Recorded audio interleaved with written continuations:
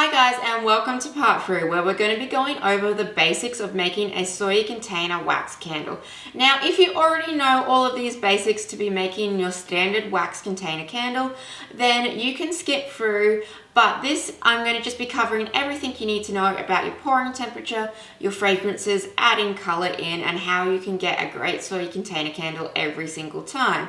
So you're welcome to skip through and go to the technique videos, but if you are brand new to candle making, then this is a really important one to watch. The first thing that we need to do when we make our container candles is we need to measure out our wax. So I've got my scales out and I have got my measuring jug, and I'm just going to tire it, get it to 0, and then I'm doing by grams, and then I'm going to be getting my soy wax. Now in the previous video you would have seen how to measure this out, so now that I know my calculations for my container size, I'm just going to measure that out.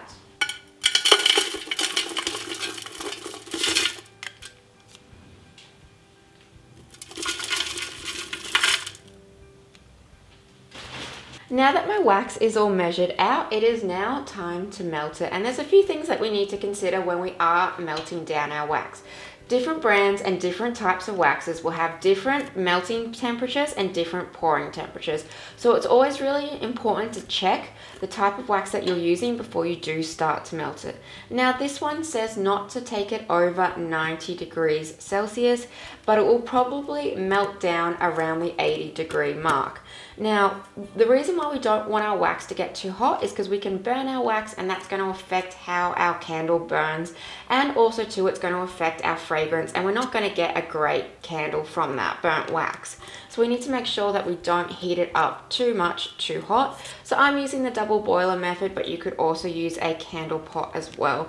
It's up to you. Now this particular wax says it needs to be poured anywhere from 65 degrees to 60 degrees into your container for the best adhesion.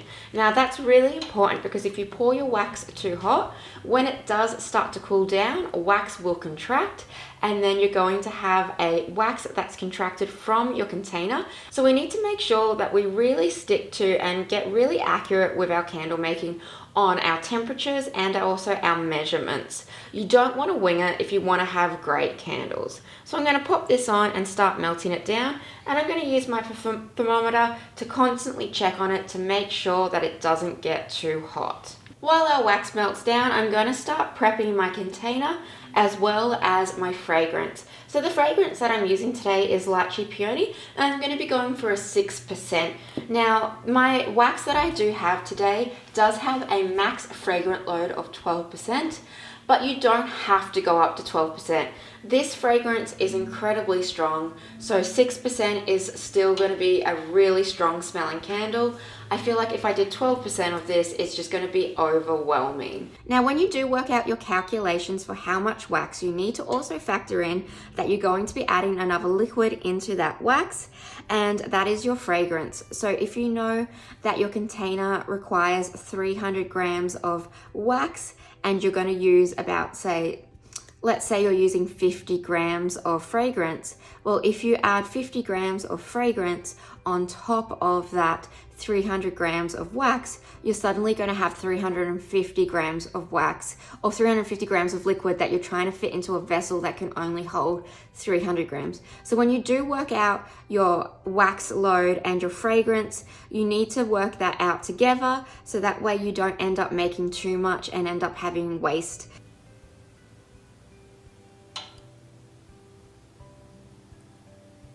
And now I'm going to put this fragrance off to one side.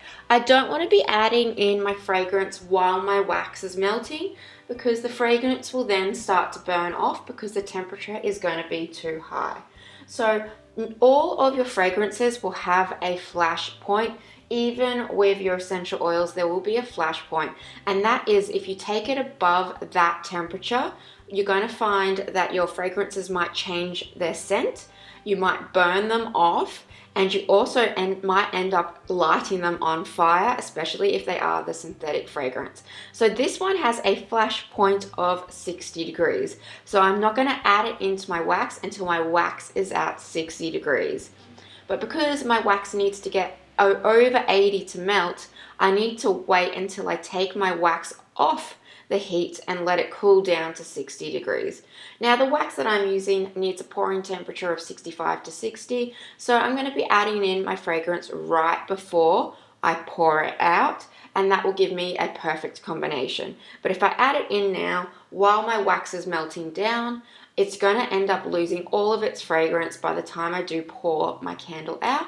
And I also do run that safety hazard of taking it over its flash point.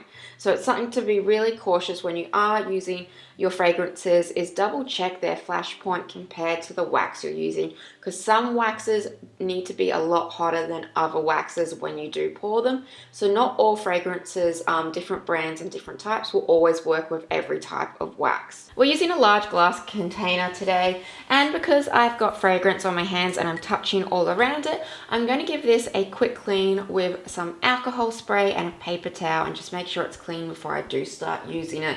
Especially if you do buy these direct from the manufacturer, you might find that they might have some dust and dirt, and we don't want to transfer that over into our candle.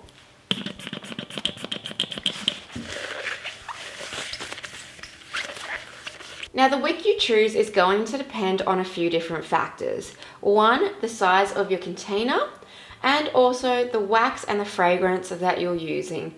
Now, on most candle supply websites, they do give you a few options of, when you do purchase a container from them, they will give you a few options on recommended wicks. I recommend testing all of the options out, because it will change on the type of wax you put into it. So like I said before, different waxes have different burning temperatures. So some waxes need to be double wicked or have bigger wicks for you to be able to get a full and even melt pool. And sometimes if you add wicks that are too strong, you're going to get dangerous flames, but you're also going to end up with your wax melting too fast, which is not what you want, because you want to have a candle that melts at an even rate and gets an even burn. So once you know all of the elements that you're using, you can start assembling your candle. So I'm going to be using a cotton braided wick today, and I'm going to be adding on just a little wick sticker right at the bottom, and then peeling it off. It's just basically a double-sided dot, and then you're going to be adding it directly into the center of your container. And just pressing it down. And I said before that you can also use hot glue. Some people prefer that. Some people also wait for their wax to start setting up and just place their wick in like that. Personally, I prefer the sticky dot method. Now, I've got all that set up, ready to go. I'm going to double check on my wax and check the temperature. And it's starting to melt down, but it's not quite hot enough yet. While my wax is melting down, I'm going to start adding in some color. So because these wax dyes, they need to melt at a higher temperature, it's great to add the color in while your wax is on the heat. It doesn't affect how the color will be, whether you add it in while it's on the heat or when it's off the heat. But because they are wax, they do need to melt down. So I like to add them in at this stage. And I'll add a little bit in, and then I'll do a test to make sure that I have the color that I want. I just use a carrot peeler and add some in a little bit at a time, making sure that I'm happy with the color.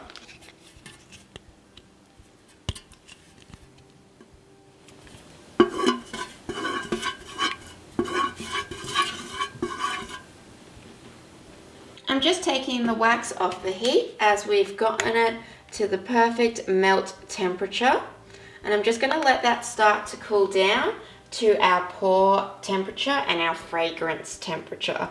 Now, it's really hard to tell what color your candle is actually going to be when it does set, because we're using a soy wax. A soy wax does set with a white base, but right now it's in its liquid form, and so it's not going to set that color. So a really easy way to check what kind of color it's going to set as is you want to grab a little bit and then put it on to a white surface, and that's going to give you a really good indication of the color before you do pour it out, so that way you can adjust it if need be, if you want it to be stronger.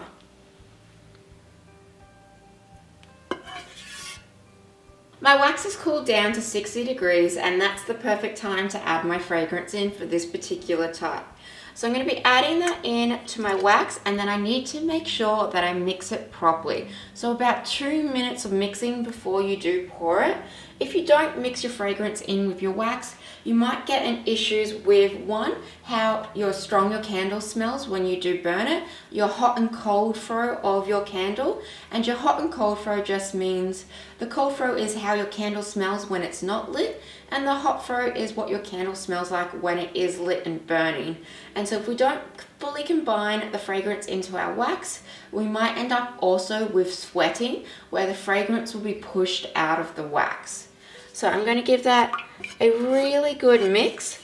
Something else that might happen when you do add too much fragrance, because I know a lot of people really want to have a really super strong smelling candle that they feel like if they just go for the full fragrance max load, they're going to get the best candle, is if you add too much fragrance, your wax might not be able to hold it and it will end up pushing it, and you're going to end up with sweating of your candle. So it's not always great to go to the full max load with your candle, because you might end up with issues with how the wax sets, because it won't be able to hold all of that fragrance. So generally, when you're first starting out, 6% is a great way to go. My wax is all mixed up nice. I've got my candle container all prepared, and I've just checked my temperature again, and it's at the perfect pouring temperature. So all I want to do is just pour it into my container in one steady and slow stream.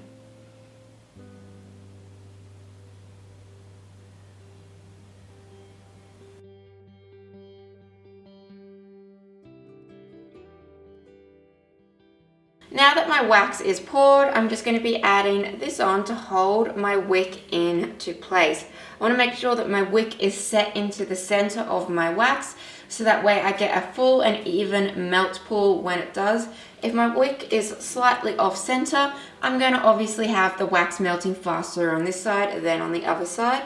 So it's quite important to get it as center as possible. And then just leave your candle in its spot to set. Do not change the temperature of the room. So whatever the temperature of the room is, just leave it, let them naturally set. You don't want to stick them in the fridge or do anything to try to accelerate that cooling process. You just want to let them cool down naturally. And that way you're going to get a really nice, smooth finish to your candle. And you also want to make sure that you don't pour the full way up to the top. You always want to make sure that you've got at least a centimeter gap between the top of your candle container and your wax, and that's just for safety when you do burn it.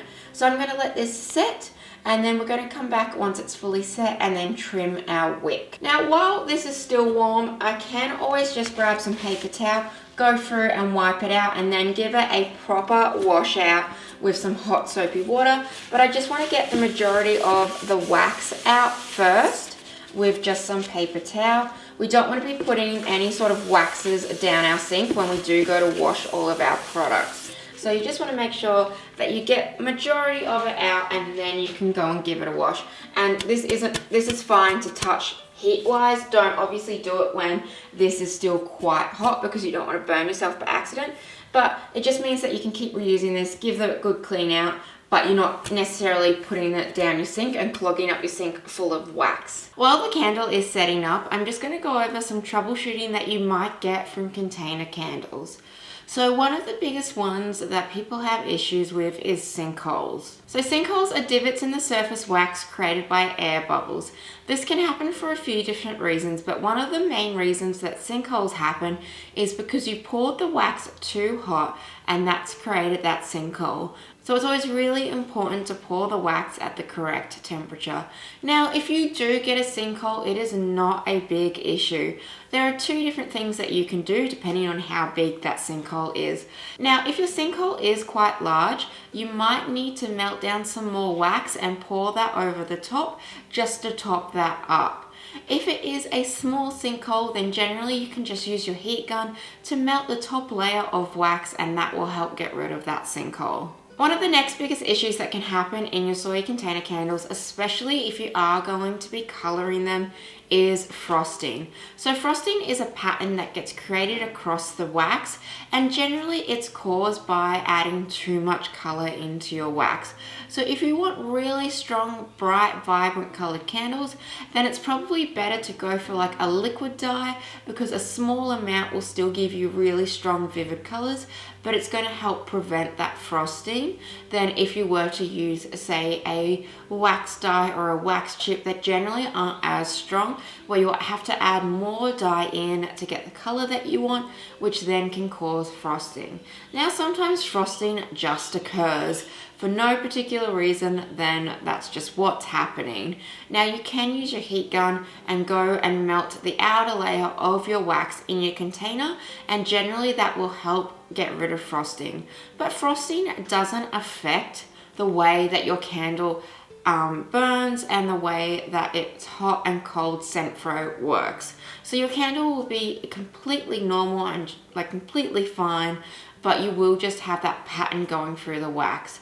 So if you are going to be making candles to sell, obviously that's not ideal, but if it is just for personal use, then if you do get frosting, it's honestly not a big deal because it doesn't affect the way that the candle will work. In your container candles, if you ever find once your wax has set, it has actually contracted in and pulled away from that glass, then that means you're pouring your wax too hot. Because when wax is really hot, it does expand, and as it cools down, it contracts. So if you pour your wax when it's super hot, it's got a lot of time to contract in, and you won't have enough wax for your container and it will contract.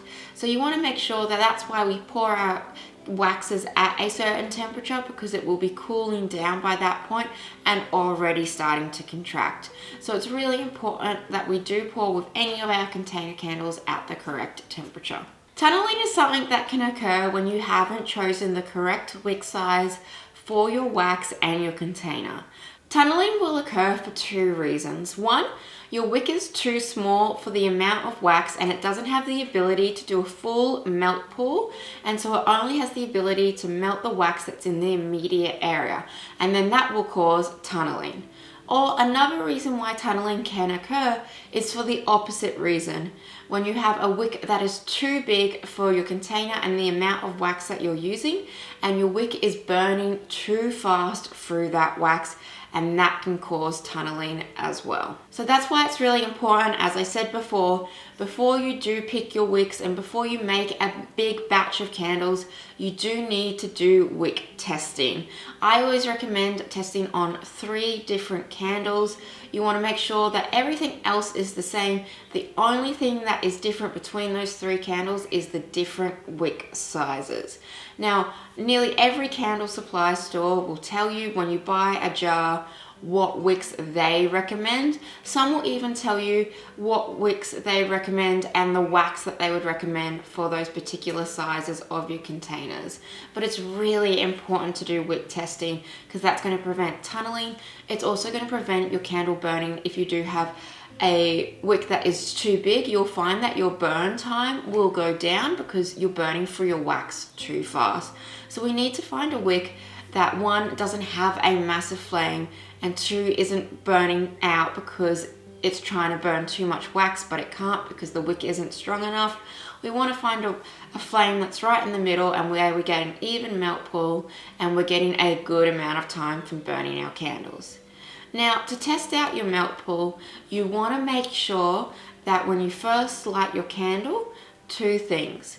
You've let your candle from when you first made it sit for at least 4 days to a week, because we want to make sure our fragrance and our wax are properly combined and had that time to cure.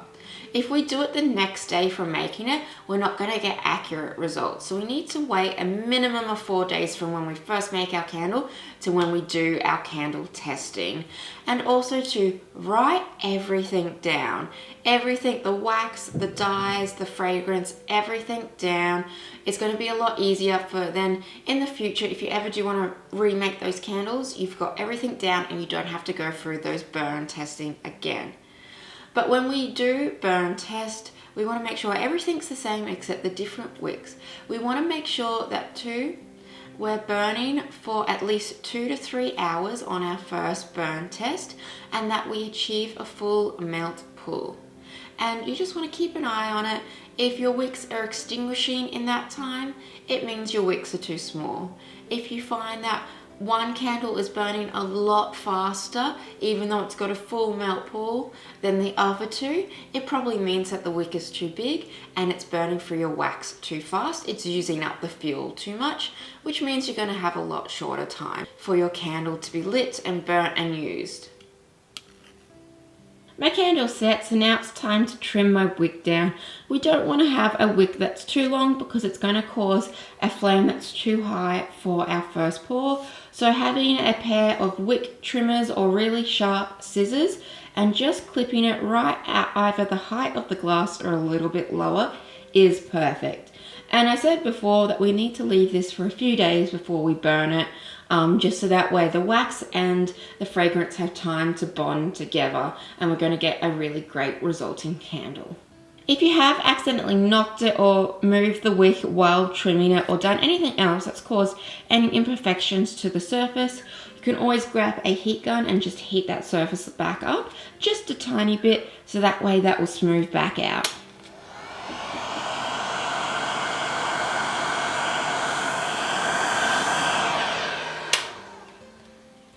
Just like that, and now I'm going to leave that to sit for a few days before I burn it. But that's how you create a soy wax candle.